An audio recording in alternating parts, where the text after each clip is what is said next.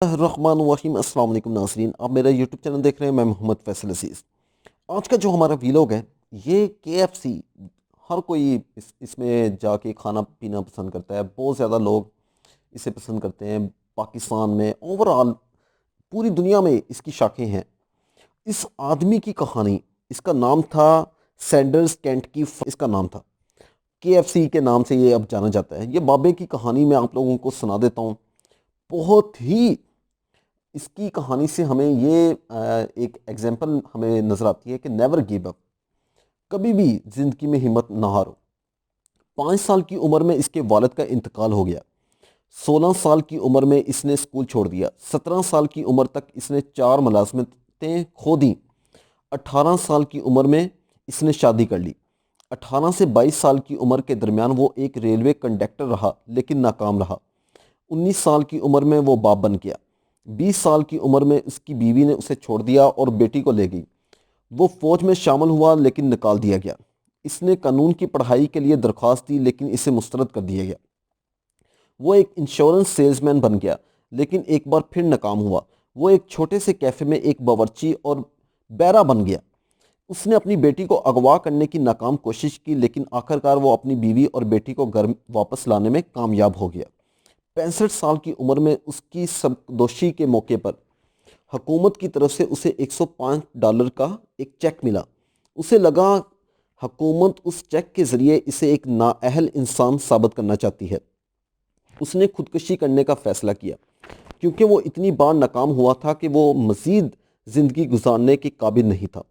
وہ اپنی وصیت لکھنے ایک درخت کے نیچے بیٹھ گیا، لیکن وصیت لکھنے کی بجائے اس نے یہ لکھا کہ زندگی میں اس نے کس کام میں مہارت حاصل کی۔ اس نے لکھا کہ وہ صرف ایک کام دوسروں کے مقابلے میں بہتر کر سکتا ہے اور وہ ہے کھانا پکانا۔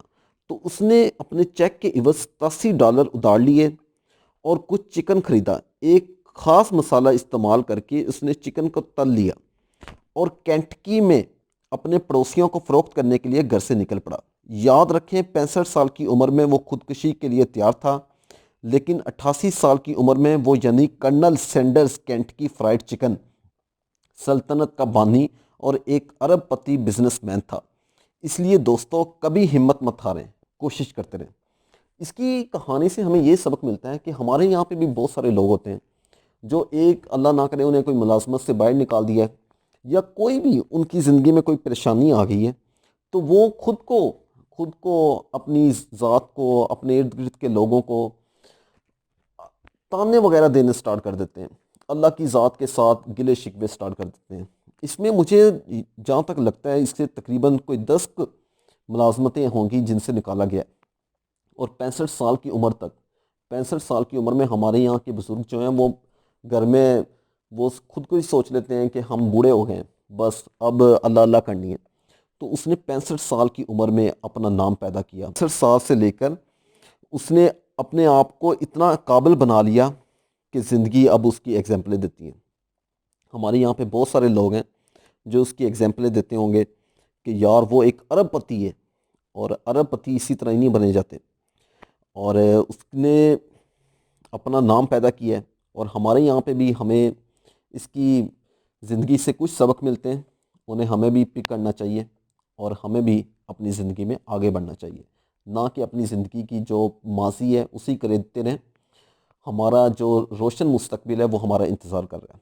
اس کے ساتھ ہی اپنا اور اپنے اس چینل کا خیال رکھیں۔ تب تک کے لیے اللہ حافظ۔